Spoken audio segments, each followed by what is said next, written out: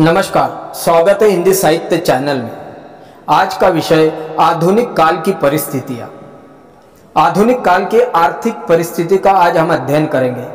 दोस्तों, आप सभी जानते हैं कि उस समय हमारा भारतवर्ष अंग्रेजों के अधीन था, हम पारतंत्र में थे।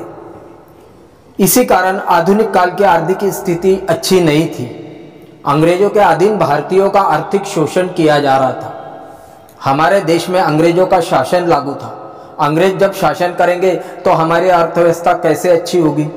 वह तो स्वयं की अर्थव्यवस्था अच्छी करने में लगे थे। यही कारण था कि हमारी अर्थव्यवस्था बड़ी ही दयनीय थी। अंग्रेजों के अधिकार में भारतीयों का आर्थिक शोषण किया जा रहा था। यहाँ का जो कच्चा माल सस्ते दामों में लिया जाता था तथा उसको तैयार करके महंगे दामों में भारत में लाकर बेचा जाता था। फलस्वरूप भारत में जो लघु उद्योग धंधे थे वो पूरे रूप से नष्ट हो चुके थे।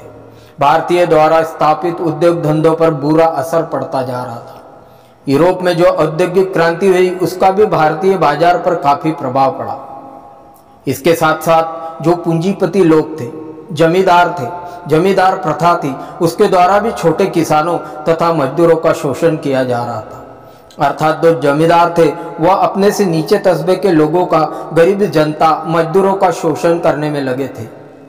उनके अनाज का कुछ भाग ले लिया जाता था तथा उनसे कर वसूले जा रहे थे। इस तरह से आर्थिक स्थिति अच्छी नहीं थी।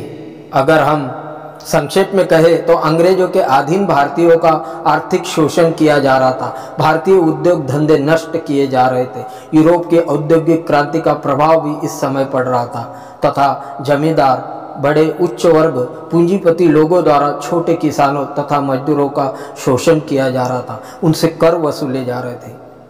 इसी कारण आर्थिक स्थिति खस्ता